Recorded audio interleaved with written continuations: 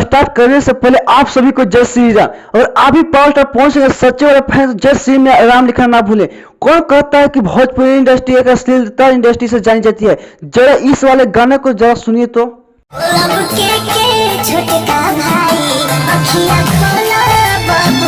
दोस्तों अपने power star Pawan Singh का राम भजन सुनने के बाद पूरे शरीर का रोटे खड़ा हो जाएगी। और उस कॉपी को मैं दिल से सैल्यूट करना चाहूंगा जो इस गाने को इतनी बेहतरीन लाइनों से सजाया है। और इतना ही नहीं, इस गाने में इतनी बेहतरीन जिक्र किया गया कि भाई जितना भी बैक किया जाए तो कम पड़ेगा। जिस गाने का बोल है रोवे ले रघुराई।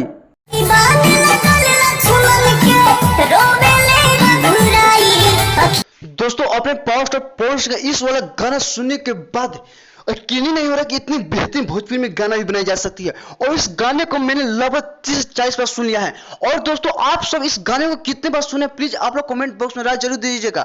और ये कितनी बेहतरीन गाना एक भोजपुरी के एक अलग पहचान देने के काम कर रहे हैं पवन सिंह।